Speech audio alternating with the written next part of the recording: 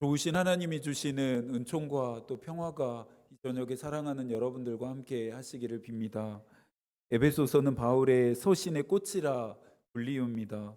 깊은 신앙과 정교한 신학적 논리로 교회의 신비를 말하기 때문입니다. 바울의 교회로는 단순한 교회의 정의를 넘어서 교회로 부름받은 그리스도인들의 삶의 방식을 제시합니다. 에베소 교회를 향한 권면은 바울의 개인적인 의견이 아니죠. 그리스도 안에서 주는 권면입니다. 그리스도 안과 또 동등된 문구만 에베소서에서 35회를 사용했는데요. 신약성서 어떤 책보다 많은 횟수입니다. 하나를 보면 열을 안다는 말처럼 이 표현 하나만으로도 바울이 어떠한 삶을 살았는지를 알게 합니다. 나의 생각, 또 말, 태도와 행동 하나하나가 그리스도로부터 시작되어지고 귀결되기를 간절히 기도하고 있습니다. 여러분들에게 늘상 강조하지만 믿음은 거창한 일들을 통해 증명되지 않는 것 같습니다. 진실한 말 한마디, 겸손한 행동 하나를 통해 나타납니다. 바울 서신이 일관되게 강조하는 것도 기도하는 대로 믿는 대로 사는 삶입니다. 지혜로운 사람은 어떻게든 믿음과 삶의 괴리를 좁히기 위해 노력하고 있습니다. 1장부터 3장까지 바울이 전하는 교회의 핵심은 무엇이었습니까? 하나됨입니다. 1장 10절입니다. 하늘에 있는 것이나 땅에 있는 것이 다 그리스도 안에서 통일되게 하려 하심이라. 또 2장 21절 그의 안에서 건물마다 서로 연결하여 주 안에서 성전이 되어가고. 권면해야 될 많은 내용들 중에 유독 하나됨에 바울이 집중하는 이유가 있습니다. 첫째는 모든 것을 하나 되게 하신 그리스도의 십자가 때문입니다. 하나님과 인간이 원수된 것, 서로가 서로에게 원수된 것을 십자가의 능력으로 소멸시켰습니다. 하나님과의 연합, 다른 사람과의 일치는 그리스도의 죽으심으로 말미암은 은혜입니다. 바울은 그리스도의 몸인 교회는 어떠한 이유로도 나뉠 수가 없고 또 그래서도 안 된다 강조합니다. 둘째는 이방인 교회의 특수성입니다. 에베소 교회는 다양한 구성원으로 이루어졌습니다. 인간의 몸은 눈, 귀, 손과 발 등 다양한 신체 부위들이 하나를 이루고 있습니다. 교회를 그리스도의 몸에 빗대어 하나됨을 이루어야 한다는 그의 권면이 적절하고 탁월할 수밖에 없습니다. 죽음을 앞두고 예수께서 제자들에게 새 계명을 주셨습니다. 너희가 서로 사랑하면 이로써 모든 사람이 너희가 내 제자인 줄 알리라. 서로 사랑하라는 것입니다. 교회는 새 계명을 지키는 자들의 모임입니다. 목사만, 직분자만, 믿음 생활을 오래 한 사람만 실천해야 할 계명이 아니죠. 그분의 사랑에 빚진 사람이라면 모두가 실천해야 합니다. 교회도 갈수록 극단적인 개인주의와 이기주의로 치닫는 것 같습니다.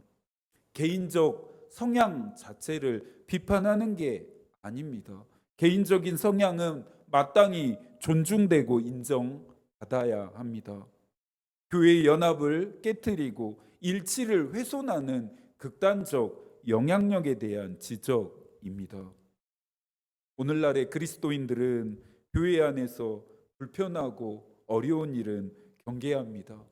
희생과 헌신은 나와 무관한 일로 치부하죠. 편하고 적당한 믿음 생활에 만족합니다.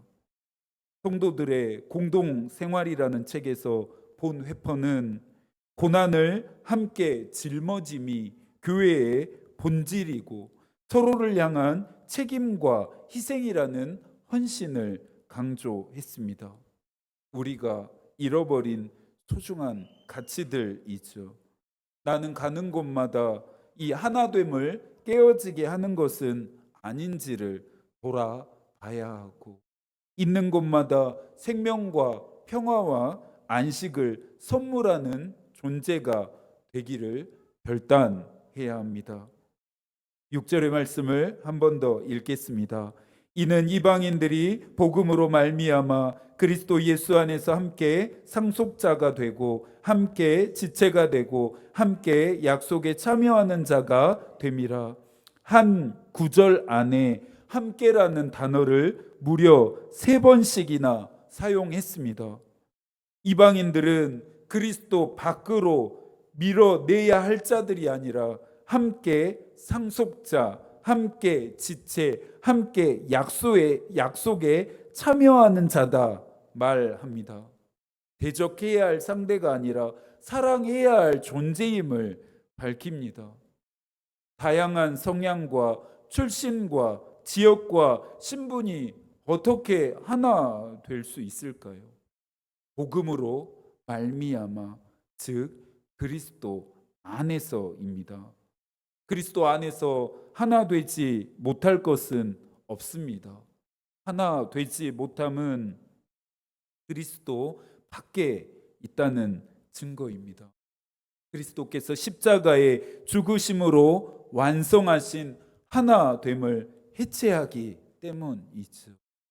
본질상 타락한 인간은 다른 사람에게 있는 많은 장점보다는 하나의 단점에만 주목합니다. 하나의 단점이라는 타겟에 수군거림과 비방, 조롱과 업신여김, 한담과 쓸데없는 말 등의 무차별적 폭격을 감행합니다. 교회를 이동하는 주된 이유 중에 하나가 공동체 안에서의 갈등과 상처라는 점을 뼈아프게 받아들여야 합니다. 교회 안에서 갈등과 상처가 없을 수는 없습니다. 사람들이 모인 곳이니까요. 그러나 이것들을 대하고 극복하는 우리의 마음과 태도는 달라야 하죠. 바울은 그리스도의 풍성함을 전하기 위해 이방인의 사도로 부르심을 받았다 말합니다. 그리스도의 풍성함이란 하나님이 모든 사람에게 주시는 하늘의 신령한 복과 은혜입니다. 신분과 자격, 행위와 공로를 따지지 않고 그리스도를 믿는 자들에게 값없이 주시는 은혜의 선물입니다. 8절에서 바울은 고백합니다. 모든 성도 중에 지극히 작은 자보다 더 작은 나에게 이 은혜를 주신 것은. 겸손함을 요구하기 전에 바울은 먼저 자신을 낮춥니다. 누구보다 내가 큰 자다. 나는 놀라운 사명을 받아 위대한 사역을 감당했다 말한들 부인하고 부정할 사람은 없습니다. 에베소 교회 안에 있는 자들 중에 그가 감옥에 갇히기 전까지 복음과 그리스도를 위해 한 헌신을 모르는 사람이 없기 때문입니다. 하지만 바울은 자신의 모든 것을 배설물로 여깁니다. 그리스도께서 낮아지신 그 바닥으로 자신을 떨어뜨립니다. 목회를 하다 보면 유난히 어렵고 힘들게 하는 교우들을 만날 때가 있습니다. 주의하고 조심하는데도 뾰족함에 자꾸만 찔려 상처를 입습니다. 저 사람만 없으면 목회하기가 참 편하겠다는 인간적인 마음도 듭니다. 그러나 그 사람을 위해 기도할수록 저의 생각이 바뀝니다. 아마도 성령의 역사이겠죠. 그리스도께서 나를 어떻게 참으셨는지를 기억하라는 성령의 음성이 마음속에 휘몰아칩니다. 나 같은 사람도 용서받았는데, 나 같은 사람도 용납 되어졌는데 불평과 원망의 기도는 어느새 용서할 힘과 사랑할 능력을 달라는 기도로 변해갑니다. 10절도 함께 읽겠습니다.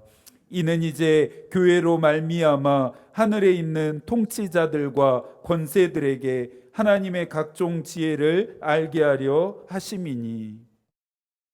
바울의 권면은 개인과 교회를 넘어 온 우주를 향합니다.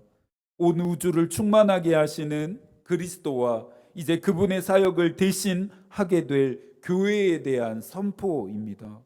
하나님은 먼저 바울에게 비밀의 경륜을 알게 하셨고 모든 자들에게 선포하게 하셨으며 나아가 통치자들과 권세들에게까지 깨닫게 하십니다. 모이기를 패하는 자들은 개인적인 믿음만으로도 얼마든지 구원을 받을 수 있다 주장합니다. 물론 형식적, 상황적 이유 안에서는 공감할 수 있습니다. 그러나 기독교는 교회 위에 세워집니다.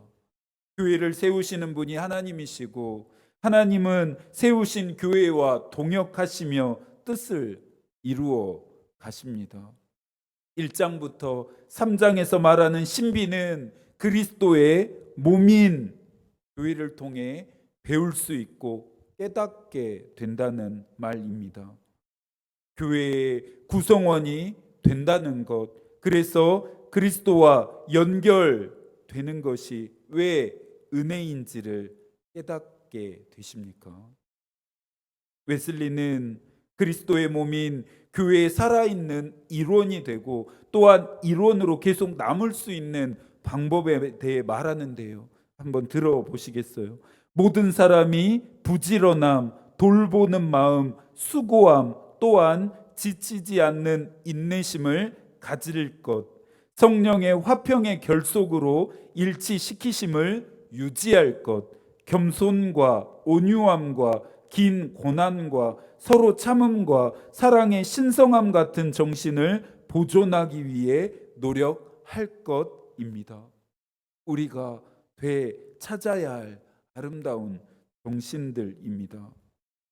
하나 되게 하는 일은 교회의 사명이며 그리스도인의 책임이 되었습니다.